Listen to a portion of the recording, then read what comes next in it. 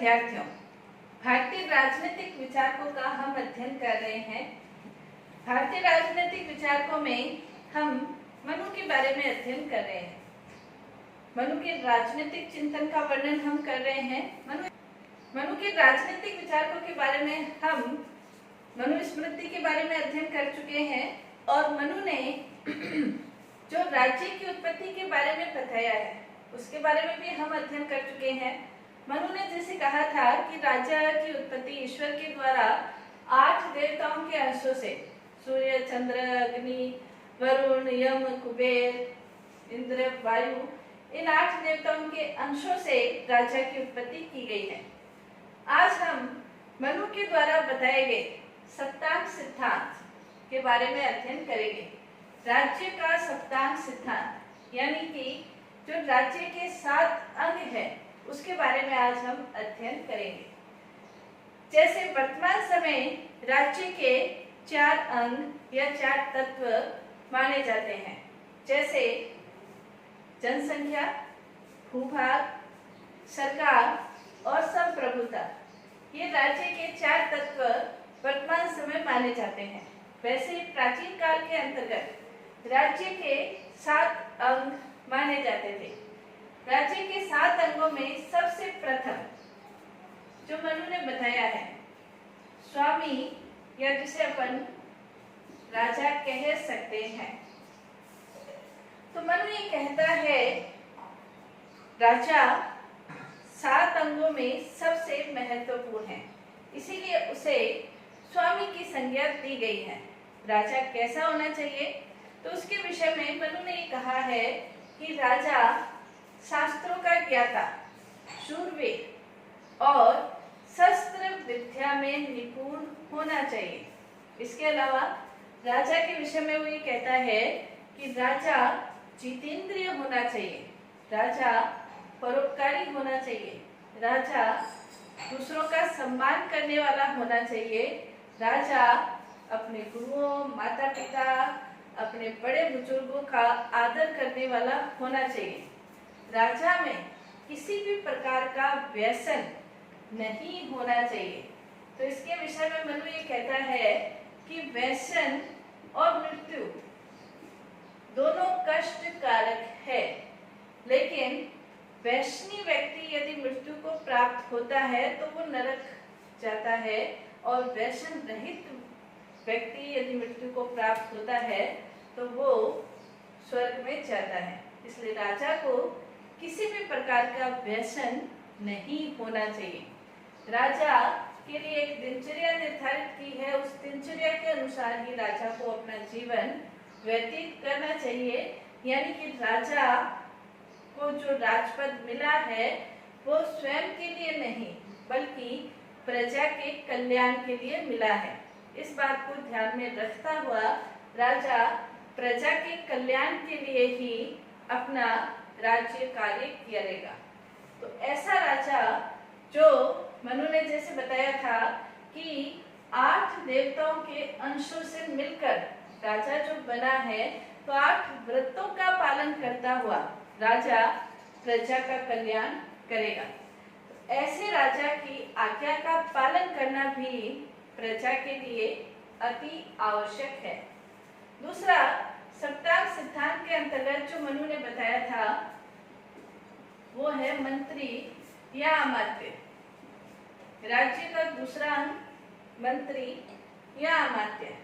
इसके विषय में मनु ये कहता है कि राज्य कार्य का संचालन करने के लिए, सही प्रकार से संचालन करने के लिए राजा को मंत्रियों की आवश्यकता होती है।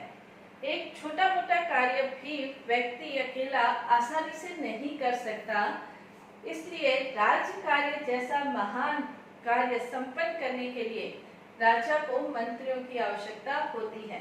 तो राजा को अपने राज कार्य में सहायता देने के लिए मंत्री भी राज्य का आवश्यक अंग है।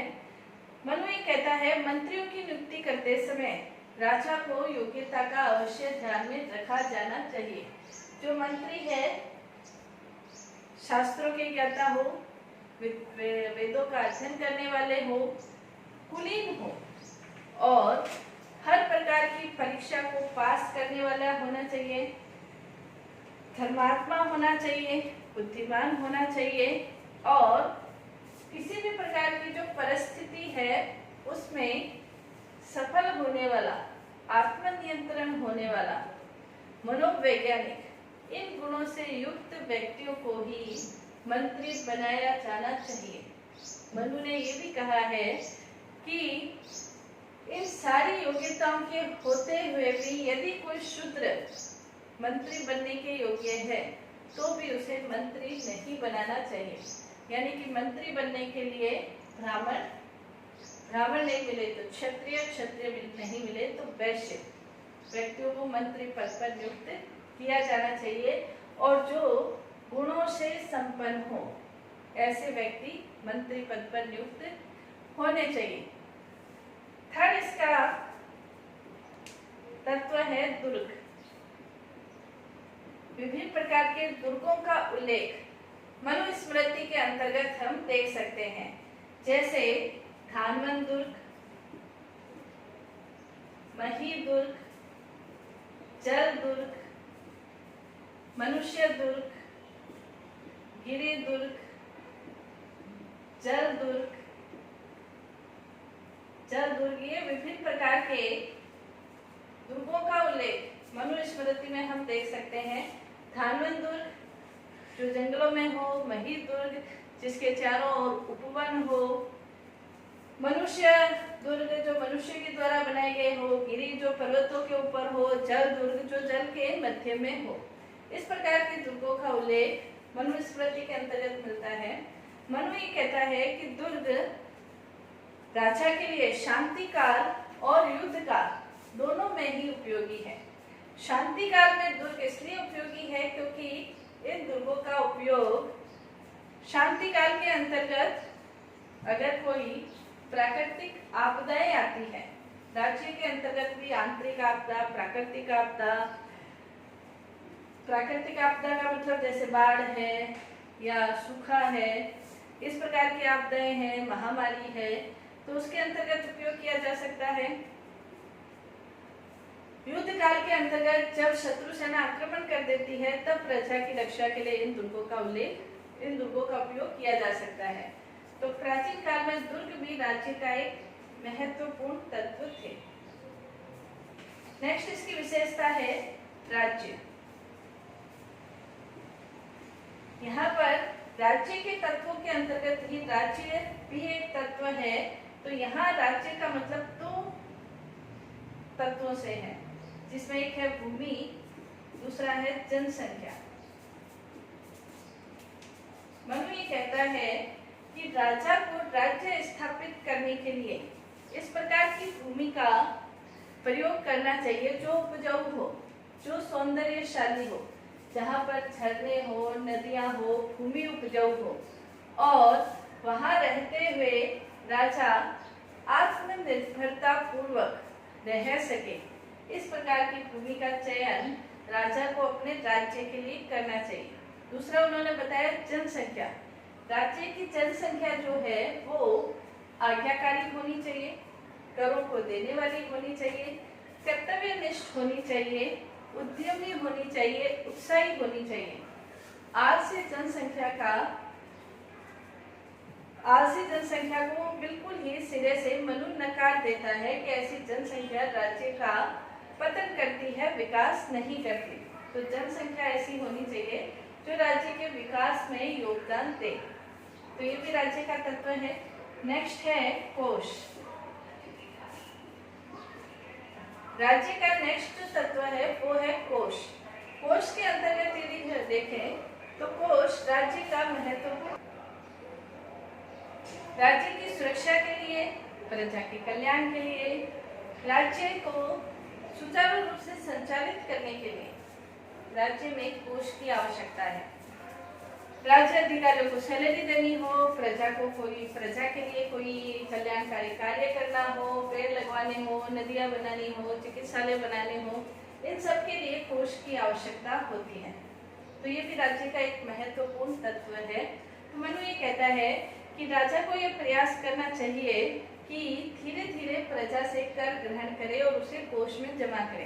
कोष को बढ़ाने के चक्कर में प्रजा पर किसी भी प्रकार का अनावश्यक कर नहीं लगाना चाहिए। कोष इतना होना जरूर चाहिए कि राज्य का कार्य सुचारू रूप से संपन्न हो सके। राज्य की समृद्धि का आधार कोष है, लेकिन यदि कोष कम हो तो इस बात का पता मनु ये कहता है कि दूसरे राज्यों को किसी भी हालत में पता नहीं चलना चाहिए। तो मनु ये कहता है कि कोष को न्यायपूर्वक एकत्रित करना चाहिए और कोष भरा हुआ रहना चाहिए ताकि राज्य का कार्य सुचारू रूप से संपन्न हो सके। नेक्स्ट उसने राज्य का तत्व बताया है दंड। यहाँ पर जो दंड है उसका मतलब सेना से है। तो मनु ने महत्वपूर्ण रूप से 4 प्रकार की सेना का वर्णन किया है। पदाति सेना, अश्व सेना, हस्ती सेना और रथ सेना। कहीं कहीं पर जल सेना का उल्लेख भी मिलता है। कहीं कहीं पर जल सेना का भी उल्लेख मिलता है। 4 भागों में सेना को विभाजित किया है। पदाति सेना पैदल चलने वाले, अश्व सेना घोड़े पर सवार, हस्ती सेना जो हाथियों की सेना है, हाथी पर सवार होकर जो लड़ाई करते थे, रथ सेना जो रथ में बैठकर युद्ध भूमि में जाते थे। कहीं कहीं जल सेना का भी उल्लेख है। मनु ये कहता है कि राज्य को अपनी सेना सुचारू रूप से रखनी चाहिए। राज्य के जो सैनिक हैं वो वंशानुगत आधार पर होने चाहिए। इसके अलावा योग्यता के आधार पर भी राजा अपनी सेना में सैनिकों की भर्ती कर सकता है। सेना संतुष्ट होनी चाहिए, उन्हें इतनी सैलरी मिलनी चाहिए कि जो अपने प्राणों की बाजी लगाने के लिए तैयार रहे, वो अपने परिवार की चिंता से मुक्त रहते हुए राज्य कार्य करने में सहयोग दे सके। ऐसी सेना होनी चाहिए। अस्त्र शस्त्रों से भी लैस होनी चाहिए। अस्त्र शस्त्र उन्हें समय समय पर प्रदान किए जाने चाहिए। ये सब राजा के कर्तव्य उन्होंने बताए हैं। तो सेना भी राज्य का महत्वपूर्ण तत्व है। नेक्स्ट है मित्र। राज्य का महत्वपूर्ण अंग या तत्वों में मित्र का भी उल्लेख मनु करता है। मनु ये कहता है कि राज्य व्यवस्था में वैदेशिक संबंधों का संचालन करने के लिए मित्रों की आवश्यकता है। इसलिए राजा को अंतर्राष्ट्रीय राजनीति में मित्र जरूर बनाने चाहिए। एक राजा शून्य में अपने अंतर्राष्ट्रीय संबंध स्थापित नहीं कर सकता, इसलिए आसपास के राज्यों को मित्र अवश्य बनाया जाना चाहिए। जब राज्य के मित्र ज्यादा होंगे तो राज्य को 2 प्रकार के लाभ होंगे। पहला, राजा स्वयं को शक्तिशाली महसूस करेगा। दूसरा, जो दूसरे राज्य हैं वो उसके ऊपर आक्रमण करने का साहस नहीं कर सकते हैं। आक्रमण अंतर्राष्ट्रीय राजनीति में मित्रों की भी अपनी महत्वपूर्ण भूमिका है, ये मनु कहता है। इसलिए 2 प्रकार के जैसे लाभ हैं। एक तो कोई साहस नहीं कर सकता, दूसरा राज्य भी अपने आप को सुरक्षित महसूस करता है। इसके अलावा मनु ये कहता है, मनु ने इन सप्तांग सिद्धांतों को राज्य की सप्त प्रकृति का भी नाम दिया है कि राज्य की ये 7 प्रकृति है। तो मनु ने ये भी कहा है कि प्रथम वाली जो प्रकृति है वो पश्चात वाली प्रकृति से ज्यादा महत्वपूर्ण है। यानी कि सबसे महत्वपूर्ण प्रथम वाली प्रकृति, यानी कि सबसे पहली कौन सी है? स्वामी। तो स्वामी किससे ज्यादा? मंत्री से ज्यादा महत्वपूर्ण है।